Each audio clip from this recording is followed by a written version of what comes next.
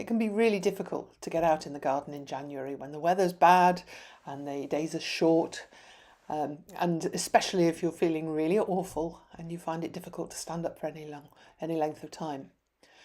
So I'm sharing with you, before I move on to share with you my garden in January, a few photographs that I took when I was unable to do more than stand up for a few minutes. I went outside and I picked a couple of snowdrops, and I bought myself a USB microscope that plugs into my laptop for about £30, and I spent an afternoon just sitting there with the microscope, exploring these beautiful little flowers and taking photographs. So I hope you'll enjoy these, and I hope you'll also take some encouragement from this video and take heart that even if you may not be able to get out and do very much at the moment, small steps take you in the right direction, and it is possible to get back on your feet and able to do all of those gardening jobs that you thought would never be possible again.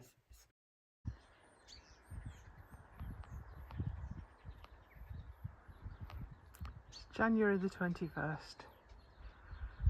so still midwinter, and this morning I could not see these hills at all for the mist, but it's gradually rolled away and lifted until there's little patches of blue showing through, as you've seen the kestrel hovering there. It's turned into a glorious day. What also makes my heart sing at this garden gate is the work that I've done over the last couple of weeks in clearing out all the weeds. This was about 1 inch deep in moss and seedlings of all sorts of things. I've scraped the whole lot out, cleared it, and then we've been barrowing in gravel from other parts of the garden to fill in this funny little corner here. Almost finished it. That's great. Very, very satisfying, very hard physical labour. This is the hot bin where we process all our food waste, some of the garden waste as well. This is really the engine of the garden where all the composting goes on. And there you can see that little backyard. Funny little nooks and crannies, but I can get at them now. I've also cut back the honeysuckle. Started off with secateurs, which was a bit bonkers because it would have taken me forever. I just got the hedge trimmers out and went whoosh. Took me about 5 minutes. Definitely something I couldn't have done when I was ill, because it's really hard aerobic exercise when you've got your arms up above your head like that. So that's something I had to work up to for quite a long time before I was able to do it without my heart pounding and feeling really dizzy and awful. But I can do it now. And this is where all that gravel originally came from. This whole border was thick with pink gravel, still got little bits on it. Had to rake it all off so that we could take down the big Leylandii that were in there and grind them out and turn it into a fruit bed. And down here, irises and crocuses coming up. And strawberries beginning to put on more leaf as well. At the back you might be able to see these two very unprepossessing little sticks, which are cordon apple trees that I planted just over a year ago. And this week I've been doing some pruning. When you look up close, these little buds here which are sticking out on little stems, each one of those is going to have blossom on and will produce fruit. So I've been pruning them to cut them to encourage more of that type of bud. And you can see there the contrast between those little sticky outy fruit buds and the ones that look like scales up against the stem, really tight up against the stem, and those are the ones that will produce the leaves. I've pruned my buddleia as well, really hard back. Buddleia does like to be really knocked back hard in the winter, and I really love pruning because it's such an imaginative and meditative exercise, because it means you have to look at each branch, each bud, to decide where you're going to make a cut. So if I bring this in a little bit, and you can see here that I've cut just beyond this shoot that's going to go straight upwards. Now if I'd picked a bud that was underneath of that branch, then the growth would go down, and then you'd end up with lots of crisscrossing and a real mess. So the meditative bit is where you're really looking closely at the plant to see where the buds are. Where's the diseased stuff? Where's the bits that are crossing over and in all the wrong places, so that you can picture where you want it to grow and which buds are going to do that. I think pruning is such a lovely metaphor for recovery as well.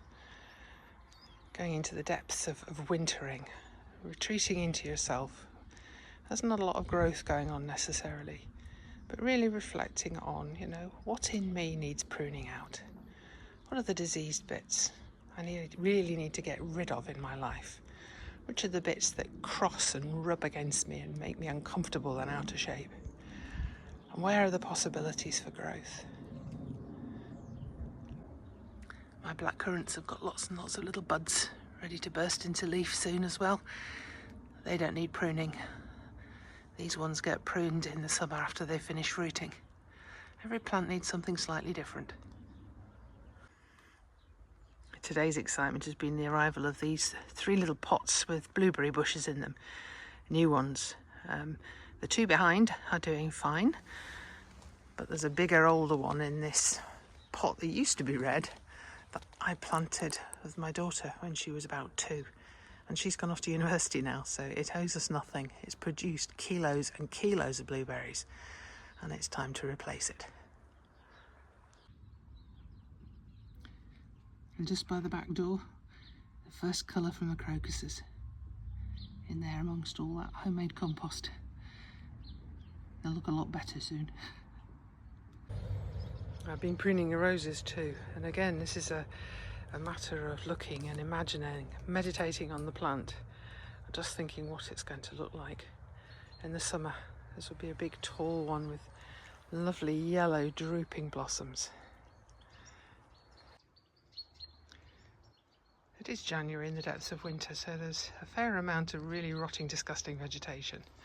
And I can choose to see that, or I can choose to look down into the heart of this foxglove and see that new green growth coming in response to the lengthening days.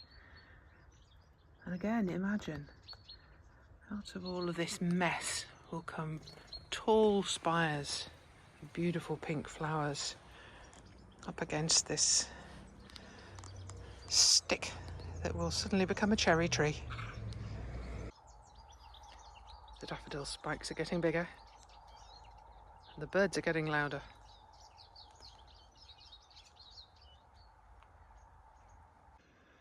Some more fun I've been having in the garden. I bought myself a pressure washer. When I come out of this back door at night to go and put the chickens away, it's been so dark I couldn't see the steps, and I was thinking I might need to paint a white stripe on each one. But a few minutes with the pressure washer when it arrived, which was a lot of fun, and it's all come up beautifully clean again. I just need to work a little bit further out onto the patio as well. There's nothing quite like stomping around in your wellies in the water with a big pressure hose. This is the first time I've seen the spike from the irises, so that right in the centre of the picture is a sort of a green blade sticking up, and then you can see the deep rose pink of the leaf buds on a strand of honeysuckle. Something that's not so good to see is the state of this wall, which looks as if it won't last another year. The frost really got in. It was badly built in the first place. I think it's only a single layer of bricks. So I'm going to have to get somebody in, I think, to replace this whole wall. Nothing I can do with that. I don't have those skills. It's something to delegate. And in the meantime, I can just move my gaze and look at these little green spikes. Bluebells, daffodils, and then there will be a great big blousy pink fragrant peony in the middle of that green hoop. At the base of the kale are all these little tulip leaves coming through. They were here before I moved in. They were around the base of a tree that we had taken out. And I can't remember what colour they were, so they're going to be a lovely surprise. I've stopped picking the kale. It's got a bit ropey. But if you notice on that left one how much new growth is coming on the stem. And again, the lengthening days are really encouraging the plants to put on new growth. So it won't be very long before we'll be able to start picking this again. Here's another big aerobic exercise that I wasn't able to do for a long time. So we've inherited these 2 big compost bays, and on the left is the remains of what rotted down last year.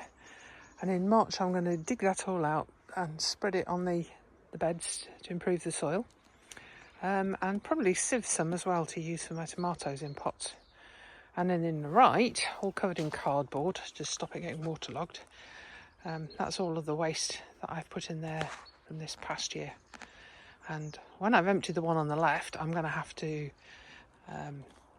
dig out the whole of that right hand bed into the left hand one.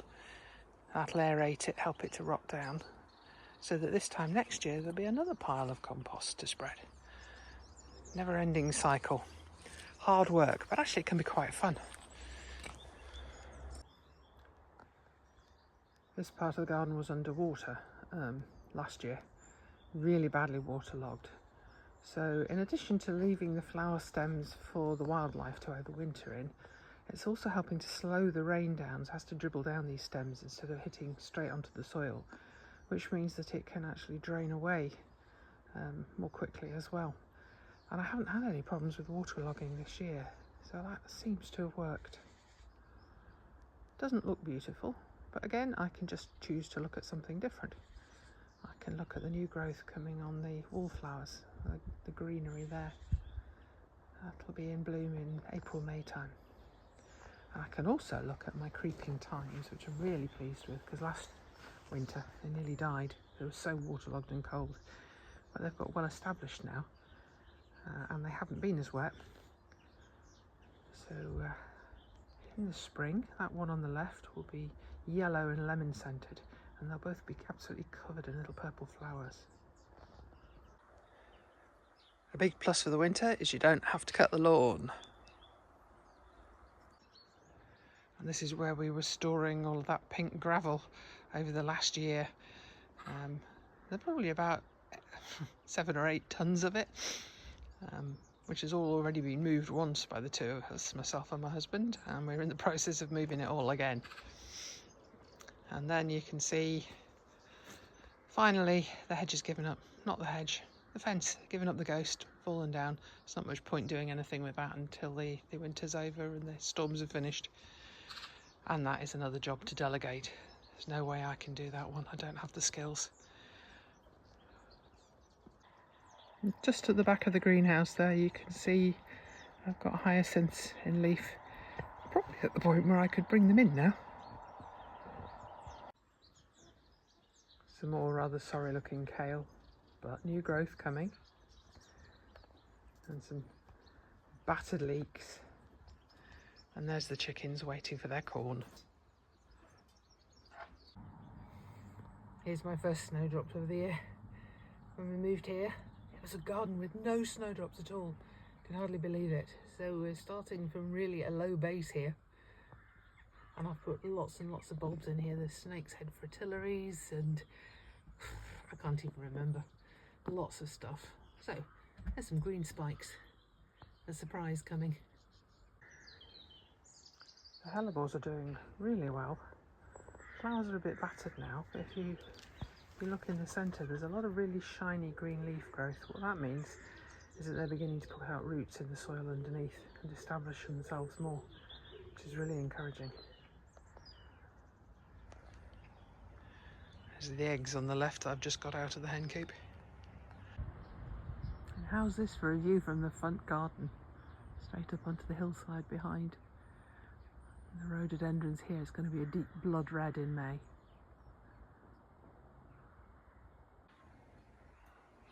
More pruning of apple trees, all tied on with these bamboos to give the shape. This is still young. But again, lots more fruit buds coming. And by the front gate, the new lilac. Again, this has been in less than a year. Already got big fat green buds coming. And around the bottom you won't be able to see. But there are tulip spikes. Those are going to be Little Red Riding Hood, bright red ones. Just to finish, the first leaves of the bluebells, which will fill the woods around here in April, May time. Really looking forward to those fabulous walks in the woods. Well, I was going to finish with the bluebells, and then I looked up and saw the light on the hills over here. So I thought I'll finish here where I started, at the back garden gate. I'll just say thank you to those of you who've been following me in my garden over this last 12 months. I hope you've enjoyed it, and I hope it's given you some hope. Comparing it back to the ones I did back in 2021, I think it was, when I was so ill, that it's possible to come through that, where actually standing up is a challenge and you think you'll never get back in your garden again. It can happen, step by step by step.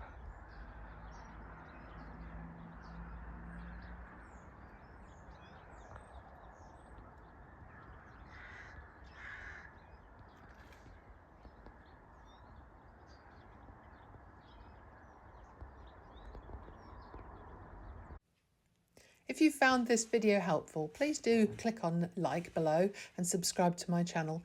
You might also like to hop across using the links to my Facebook or LinkedIn pages where you'll find much more content.